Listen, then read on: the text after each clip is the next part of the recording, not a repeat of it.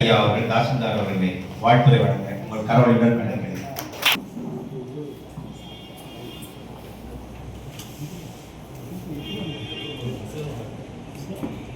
இந்த புத்தக சிந்தனை வெண்பா புத்தக வெளியீட்டு விழாவிற்கு வருகை புரிந்துள்ள மாவட்ட முதன்மை கல்வி அலுவலர் மற்றும் கும்பகோணம் மாவட்ட கல்வி அலுவலர் மற்றும் தமிழ் பேராசிரியர்கள், ஆசிரியர்கள் மற்றும் செல்லதுரை ஐயாவினுடைய உறவுகள், நண்பர்கள் அனைவருக்கும் வணக்கத்தை தெரிவித்துக் கொள்கிறேன். நூல் வெளியீட்டு விழா என்பது முதன்மை கல்வி அலுவலர் சொன்ன போல வேற நிகழ்ச்சினா நிறைய கூட்டங்கள்லாம் கூடுவாங்க. அது ஒரு என்டர்டெயின்மெண்ட்டாக இருக்கும். ஆனால் இந்த மாதிரியான புத்தக வெளியீட்டு விழாவில் அதோட ஆர்வமுடையவர்கள் மட்டும்தான் வருவாங்க. அதே போல் சென்னையில் நம்ம புத்தக கண்காட்சி அப்படி நடக்கும் பொழுது பார்த்தோம்னா அதில் அவ்வளோ கூட்டங்கள், இத்தனை கோடிக்கு புத்தகங்கள் விற்றது அப்படின்றத நம்ம செய்தியாக பார்ப்போம். அப்போ அந்த ஒவ்வொரு இலக்கியம், பொதுவியல், வாழ்வியல் இந்த மாதிரி நிறைய புத்தகங்களோட தொடர்புடையதாக இருந்தாலும் அந்த வாழ்க்கையில் எந்த ஒரு நபர் தன்னுடைய சாதனை புரிஞ்சிருக்காங்க அப்படின்னா கண்டிப்பாக அவங்க புத்தக படித்துட்டு தான் இருப்பாங்க, படித்து கொண்டு இருப்பார்கள். இப்பயும் அவங்க பெரிய ஆளாக இருக்காங்க அப்படின்னா புத்தகம் படித்து கொண்டு இருப்பார்கள். அந்த மாதிரி ஆசிரியர் செல்லதுரையாவை பற்றி ஃபஸ்ட்டு ஒரு அறிமுகத்தை கொடுத்துட்டு அதன் பிறகு நானும் அவரும் அருகருகாமையில் இருக்கக்கூடிய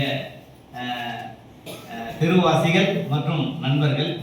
அவர்கிட்ட ஃபஸ்ட்டு போகும் பொழுது அவர் தான் அங்கே ஆசிரியராக இருக்கார், பக்கத்து வீடாக இருக்கார். அங்கே தான் வீடு புது ஏரியாவாக இருக்குது. பேசிட்டு டீ காஃபிலாம் குடிச்சிட்டு, எப்படி சார் இங்கே அப்போல்லாம் தண்ணி நிற்கிது, எப்படி சார் தனியாக இருக்கீங்களா அப்படின்னு கேட்கும்பொழுது இதெல்லாம் நல்ல ஏரியா தான் சார். அந்த மாதிரி எதுக்கு இதை சொல்ல வரேன் அப்படின்னா, அந்த இப்போவும் அப்போ எப்படி பழகணுமோ அதே போல் அந்த பழகும் விதம், அந்த தெருவில் நம்ம யோசிப்போம் எல்லாரோடையும் எப்படி சாரு குடும்பத்தில் மட்டும் எல்லாரும் நல்லா பழகுறாங்க அப்படின்னா அவருடைய அன்பு, அதே போல் அவருடைய துணைவியாருடைய அன்பு எல்லாமே காரணம் அந்த ஃபேமிலியில் எல்லாருமே அந்த தெருவில் நம்ம ஒற்றுமையாக இருக்கிறதுக்கு செல்லதுரை ஐயா ஒரு காரணம். அதே போல் தலைமை ஆசிரியர் சொன்னாங்க, பள்ளி இந்த கதிராமங்கலம் பள்ளி உருவாக்குனதில் மிகப்பெரிய கட்டமைப்பை உருவாக்குனதோட அவருடைய பங்களிப்பு மிக மிக அதை நான் நேரில் பார்த்துருக்கேன். வாடகை கட்டடத்தில் இயங்கும் பொழுது அங்கே நான் வட்டவடங்கள் அலுவலராக இருக்கிறப்போ என்னை அழைச்சிருந்தாங்க. அப்போது செந்தில்குமார் எஸ்பி சார் வந்திருந்தாங்க. அந்த மாணவர்களை உற்சாகப்படுத்தணும் அப்படின்றதுல எப்பயுமே குறிக்கோளாக இருப்பார். ஒரு பள்ளிக்கு ஒரு மாவட்ட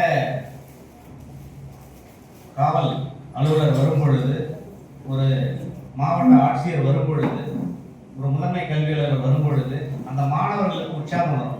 நாமளும் வாழ்க்கையில் இந்த மாதிரி ஒரு நல்ல பெரிய ரேங்க்கு வரணும் அப்படின்ற ஒரு உற்சாகத்தை ஏற்படுத்தணும் அப்படின்றதுல அப்பவே ஆசிரியர் நம்ம செல்லதுரை ஐயா அவர்கள் ஆர்வமாக இருப்பார்.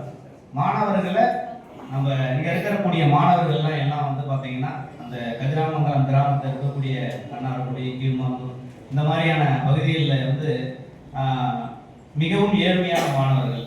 இவங்களுக்கு இந்த மனையார நம்ம அதாவது ஊட்டத்தை கொடுத்தோம் அப்படின்னா கண்டிப்பாக இவங்க பெரிய ஆளாக வருவாங்க அப்படின்றது.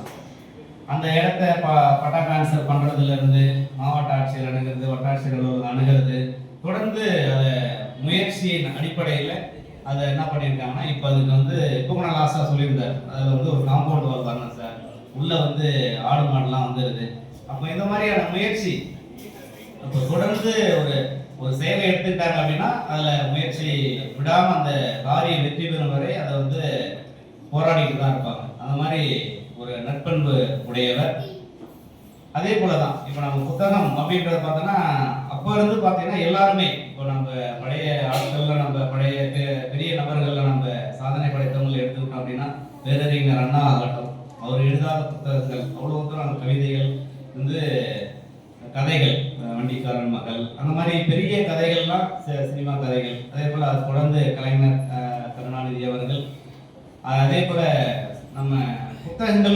அப்படின்னா விடுதலை கவி அப்படின்னு சொல்ற நம்ம பாரதி, பாரதிதாசன் இவங்க எல்லாமே வந்து பார்த்தீங்கன்னா பெரிய பெரிய எழுத்துக்கள் தான். இவங்க துறை சார்ந்த கவிதையா இருக்கலாம், கட்டுரையா இருக்கலாம், புரட்சிகரமான பாடல்களா இருக்கலாம், எதுவாக இருக்கலாம்.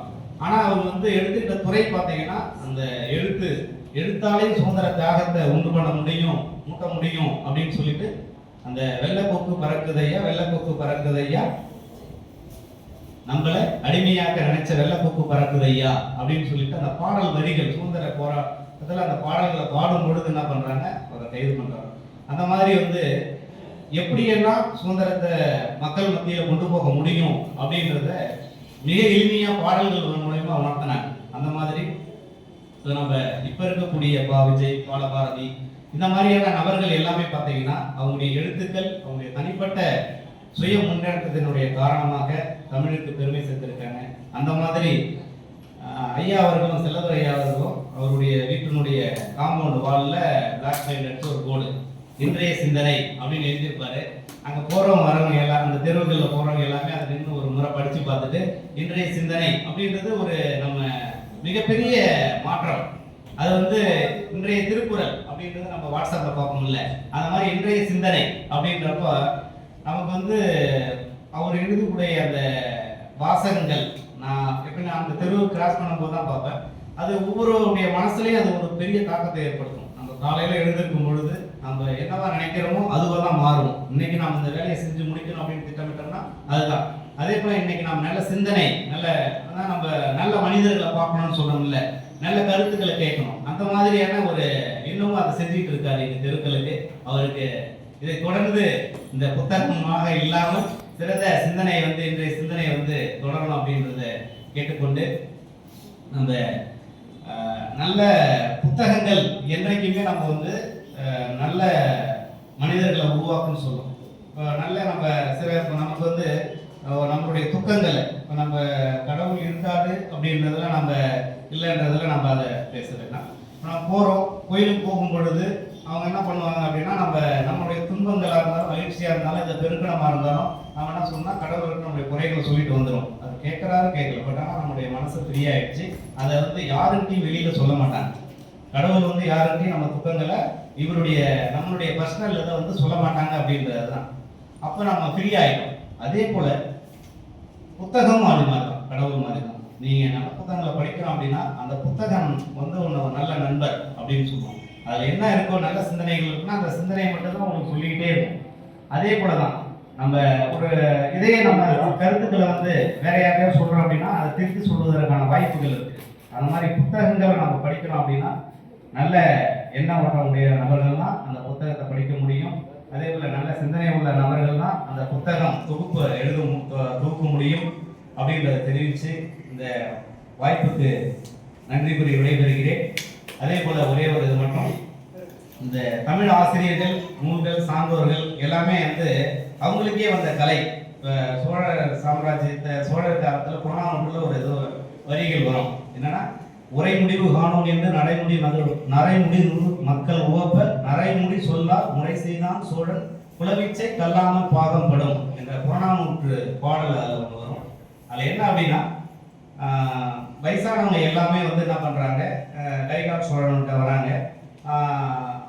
ஒரு பிரச்சனை வருது. அந்த பிரச்சனையை தீர்க்கறதுக்காக வரும் பொழுது என்ன பண்ணுறாங்க அப்படின்னா, அப்பா இல்லையப்பா அப்படின்னு சொல்லும் பொழுது என்ன பண்ணுறாங்க, அப்பா இல்லை வெளியில் போயிருக்காரு அப்படின்றப்போ அப்பா மாதிரி வேஷம் போட்டுட்டு வந்து என்ன பண்ணுறாரு, உங்களுக்கு என்ன பிரச்சனை அப்படின்னு சொல்லிட்டு அந்த பிரச்சனையை வந்து தீர்த்து வைக்கிறாங்க. எதற்காக இதை சொல்ல வராங்க அப்படின்னா, ஒரு தொழில் அப்படின்றது அவங்க பசங்களுக்கு தானாக வரும், அவங்க பசங்க கற்றுக்குவாங்க, அதுக்காக போயிட்டு அவங்க பயிற்சி எடுக்கணும்னு அவசியம் இல்லை. அந்த மாதிரி நம்ம தமிழ் சான்றோர்கள், தமிழ் அறிஞர்கள் இவங்க எல்லாமே இருக்கக்கூடிய இடத்துல தமிழ் தானாக வளரும்.